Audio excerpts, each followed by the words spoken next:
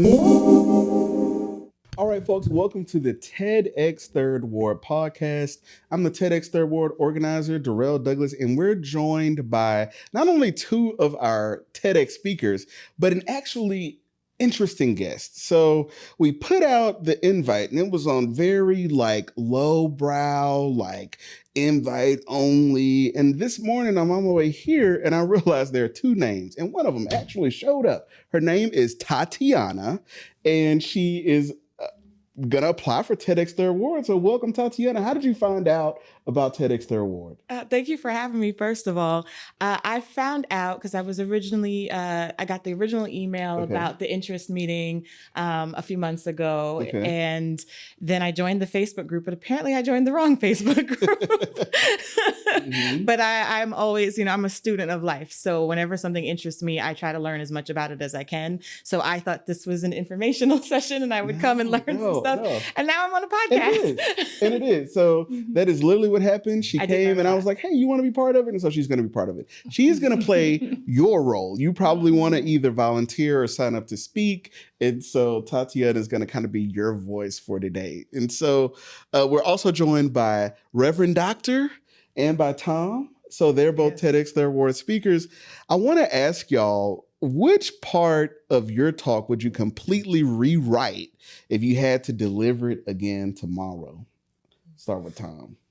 Honestly, this is going to sound really kind of academic-y, nerdy, but the references section, just because I think I can find better references. Huh. Okay. I know you want to explain that. What expected that? I'm kind of the opposite. I don't know that I would totally rewrite any part of it. I would like to further expound on certain points, bullet points that I just would have liked to give it more context to if I'd had more time. If I'd had more time. Because at TEDx Third Ward, we keep it at 10 minutes. Yes, you did. Yeah. We keep it at 10. It's a hard stop. And by the way, how did y'all feel about that? Because what we were sort of contemplating was we could either have fewer speakers, more time, or more time, fewer speakers. Wow. I don't know that I believe in either or. I live in the land of either or. I live in both and. I think that for some 10 minutes was enough. Okay. I think for some maybe getting 15 minutes. Yeah. I mean, it didn't have to be all day. Yeah. I'm the person that on my tombstone I want them to write she was eternal, not everlasting. There you go. So it doesn't take all day. I just if I had maybe 3 more minutes, there were a couple of ideas that I would have fleshed out. But interestingly enough, the Lord made me forget one whole segment. But nobody knew. Nobody knew. That's the beautiful part about it, because nobody knows. Nobody knew. And when I watched it back, I was like, oh, okay. It would have been nice, but it did not. It didn't have to. It did not take away from the total talk. Yeah. And Tatiana, without giving too much context about your idea, tell us a little bit about your big idea. You can be as broad as you want to be. So part of the reason why I wanted to find more information is because I have a lot of ideas. Okay. And so I really wanted to find the part of my story and whatever lesson it is that I have to which one would be the most beneficial for something like this. The one that I'm leaning towards is the power of the pivot, but obviously I would have a different title, a more engaging title, just because I've gone through so many different pivots, from losing a very important loved one to then the pandemic to now I worked as a TV producer, and then there was the media strikes. So I've literally had to pivot every few years. And now I think we're in a period where everyone's going to be pivoting a lot. So that's the one I'm leaning towards. Okay. Tom, yes. A lot of people run into this. A lot of folks, a lot of the emails that I get say, is it okay if I apply with 5 different titles? And it's like, don't do that. What advice do you give? And I'm going to ask you too, Reverend Doctor. What advice do you give to folks who think they have 8 great ideas and they can't narrow it down? If they have 8, cut it in half. Actually, I think an easy rule is however many ideas you have, cut them in half. And if you have 3, just obviously go with 2. Then I tell people, write your idea out, type it, and then just on that one, answer some basic questions. What's the point of, what's the beginning of the story? What's the conflict? What was the resolution? What were the lessons learned? academic. If I can find some references to throw in there, great. And what's my call to action with a compelling closing? I mean, that's the outline. That's a blueprint. And does it fit in there?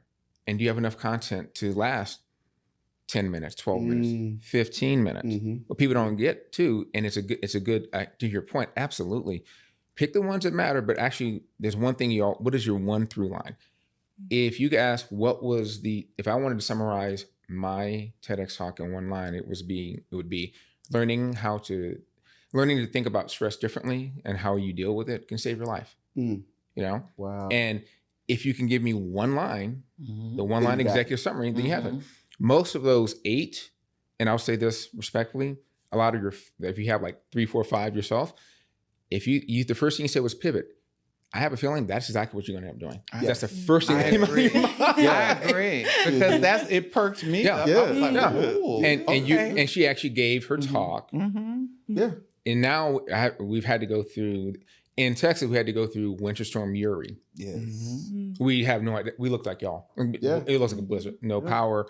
Houston, we had Harvey. So we had all these crazy natural disasters plus pandemic, plus ups and downs, and Astro scandal. All these crazy things. But it's funny. But that's the first time. And so it was hard for us to hear them go through this cheating scandal when we were so happy they finally did. You didn't realize that's a collective trauma that your city deals with, all of it. And then you have politics and all that. So a lot of pivoting. So, and so I think what you just said, and how do we learn from that? She gave your talk. So good job. 15 minutes. Hey, look at that. You didn't even know you were going to get that. Right. So you're about to go through the process of applying, and there are a lot of y'all out there that are about to apply. So I got to ask Reverend Dr. Stephanie Wilkins, and I got to ask Tom Griggs, which part of this whole process seemed overhyped or unnecessary? If you had to pick something, the actual process. For me, the repetitiveness of it almost made me second guess. Got it. I got so in my head about it. I had to stop, breathe, because what I was actually starting to do was tailor it based on feedback, what I thought would quote unquote sell. Got it. Or would, impress, or as opposed to just giving it and then letting my tribe find me. Yes. I feel that your talk, and that was the thing that I so admired about each talk, it came from the heart. Yes. It was about something that meant something to each speaker. If you're trying to, again, that promotion type thing, that you're selling it. Yeah. I don't know that it comes across as authentic as something that really comes from your heart, something that really is of importance to you. And the fact that when you said, I've had to live through this, and this, that is going to resonate with someone. And so the idea that you can tailor that talk and just know exactly who it's for, let that go. Let that go. That would be my advice, because you set the framework up beautifully, Tom. So I can't really add much to that. So I would just say that it has to be something that if people wake you up out of your sleep, you can still speak on it. You can still say, it's because this, and this. Yeah. Then that is your story. It comes from you. So it is going to be unique. It is going to reach. It's going to connect because it is you. It comes from you. It's not you trying to put it together I just want to sell it. You do that with a movie, or you do that with a television show. You're trying to get your script out or whatever. I don't feel that the best TED Talks are that. I feel that it is from the heart. And may I add one thing? It's well said. And people, if you watch enough TED and TEDx Talks, every story isn't always the speaker's story. Right. How many of them talked about in 18-something, they give a historical fact. They tell it's like when you look at, you can go through Toastmasters, they take you in different styles. And some of those are highly, highly viewed. Look at Brene Brown. She starts off, stats and the story of this. And it's like, wow. And some people, so I say that because a lot of us told personal stories, which great, but you don't have to be this compelling personal storyteller, right? Because there's some stuff you don't want to talk about. I get it. Interesting background. Yeah. A lot of interesting moments of trauma too. So how do you connect those? You don't have to. Because Jatina did that too. If y'all remember, Jatina told the story of Lisa, who her friend. Yeah. Right. Which was like really interesting. That was an interesting way to pull it in. Different approaches. So let me ask y'all this too. What was your biggest imposter syndrome moment, either preparing for or giving your talk? Like that moment where you were like, am I really worthy of this? Like, am I good enough? Did anybody ever? I know personally as the organizer, that was a constant thing. I think in the weeks leading up to it. For like full disclosure, I'd never done this before, right? So we didn't know what it's supposed to look like. Right. And I just remember getting to the point where we're like 1 week away, and I realized how much I didn't know. And I keep going back to this technical rehearsal, and they're explaining to me, well, you have to bring the people in so that the lighting people and the questions that the theater was asking, and I was like, oh my God, I'm seen. They figured it out. Right. I'm found. I don't know the answers. And I reached out to people who did know, and then we were fine. So did you run into that moment at any point in your journey? Just at the beginning, when we were asked to give those 5-minute tapes for feedback. When I got feedback, again, it was, I sometimes overcorrected. Got it. To the point that it felt like I was not being me, that I was trying to fit what that person, the feedback that the person had given me. Yeah. That reminds me of Sierra Sankofa, who, this was at the rehearsal the night before the event. And we were at the valet line, and she comes over and she's like, I got a lot of different, feedback, and I'm trying to figure out how to, and I could see she just had this look. And I didn't know how much of a big moment this was for her because she brought it up at her viewing party. Okay. And she said that, what I told her, which was, it's your TED Talk. Like, you don't have to take everybody's feedback. Like, you're good. Whatever it'll be fine. And she said they gave her permission. But I do think this time around, because I remember that night, you had like myself, Adonis, it was a few other people, and you got 5 different people giving you feedback. Right. But some of them didn't reconcile with the other, because this person said that person said this. Exactly. I remember Sierra, in one of her things, she talked more about her org, and someone said, oh, do less of that. So she took it completely out. That's that. And then she did it again, and it was like, oh, put that back in. And she's like, right. So, yeah. Right. And for me, wonderful question, by the way. I think that I didn't experience imposter syndrome because I felt like I'm working towards this. Not like, oh, I got this, but like, I've earned it. I'm working on it. I'm going to show out, give my best. Show the best me, the best authentic version of me showing up. What I think is interesting, and this is the Les Brown motivational moment. I have like a right ankle that was hurting, and it still is. I'm going to be PT. Okay. And so what happens is, I didn't realize, changing orthotics and other stuff would help. And so I was in pain through a lot of the TEDx the whole day and into that night as well because of the ankle, but it was worth it to me because I did something. And I'm weird, but I'm one of those, sometimes the pain is a price you have to pay, et cetera, et cetera. So it was part of it. I didn't feel any of it when I was on stage, but I'm doing me. I'm performing, you see it. And so everything else, those physical ailments, I know there, and I just work around them. Yeah. I was going to do a whole spinning helicopter kick. I was not. Got y'all. She would have came off and like, girls like, I don't have liability for the, oh my God. Get an ambulance. Oh. Yeah. So, but it was like, I was in it. And that's what mattered to me is that I'm paying the price for the life I want. And in a positive way. In a positive way. And I can do it. And in the audience, it was funny. Somebody said about Sierra. When I got done, I went over during the break we had, and I said hi to my family. My mom was about to leave, because she wasn't going to stay.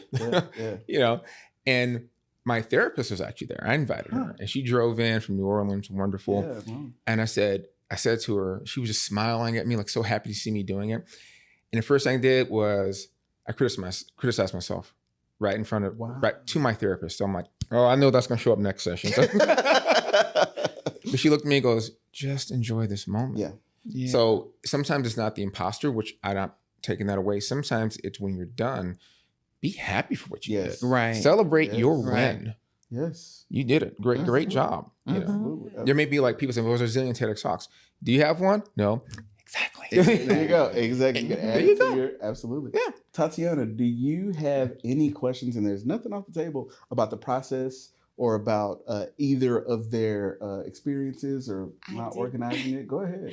I do. And it kind of almost goes a little bit with what you just said in like, you know, enjoying that moment and allowing the win. But I also am wondering what was the before and after? So what was your motivation for wanting to do a TEDx talk? And then do you feel like afterwards that you got out of it what you wanted to get out of it? Good question. My motivation was I felt that I had something to share. I've lived through a lot. I've lived through a lot of losses. And in this season of life, I understand that nothing is wasted with God. And so the lessons that I learned, I said, if I could get some of that in a platform that somebody else could hear it, because I don't know that I'll ever reach all of the people that I would like to reach. But if I could encapsulate it in such a way that I have sent it out to people. I just recently sent it out to someone whose son died. Wow. And so it has those nuggets in there. And I said to him, I said, this may not be what you can handle right now. But when you're ready, this is something you can click on it. Yeah. You can go in as far as you want to go, stop when you want to stop. And so it has become just another way of a resource, if you will.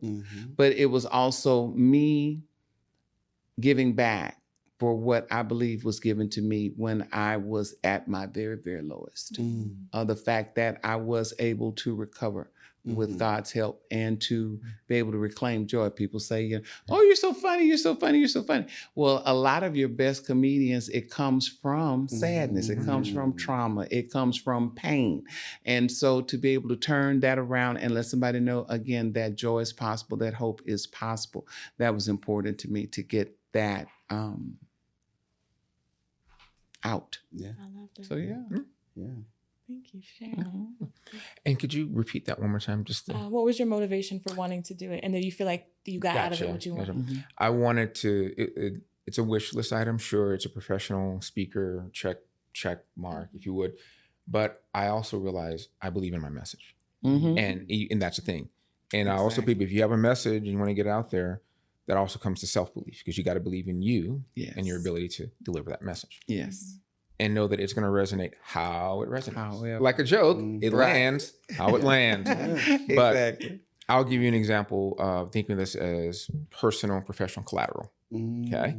I had, and Durrel knows, I gave him a copy of the magazine that I was on for MA Success, May 2018. You look it up now. But I was on the cover. But I also wrote the article, which was an honor. And I appreciate everyone at Maya and Century Martial Arts for helping me do that. And so that was an honor. And then that led to 3 years in a row giving teams leadership and conflict management seminars at professional martial arts schools business summits, and so it's really funny. But now I'm like, okay, I didn't really get anything out of that, but I ordered several thousand more. And now all of a sudden I'm giving out to people. So part of the things that you do, your accomplishments sometimes come, those blessings, as we say, it's like, for anyone who does gardening, you have short, medium, and long. And so that some things you put in the ground, they got, 30 days, I'm not a gardener, they'll be up. But some stuff, it's a whole 2 seasons. Yes. Yeah. But you don't always know that, but you just have to trust that you'll see the signs. Yeah. Yes. So she got me inspired over here. Thank you. Okay. Thank you for speaking the word. Right. Amen. Amen. But get your message out. And I know you didn't ask this, but as you move through the process, and I'll say this, once you make it to the round of 16 or whatever for any TEDx talks, once you're accepted, work on it. Again and again. Videotape yourself. And if you ask for feedback from other people, trust your sources.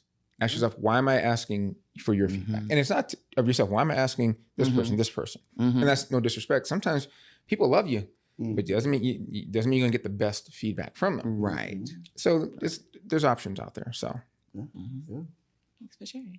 Last question.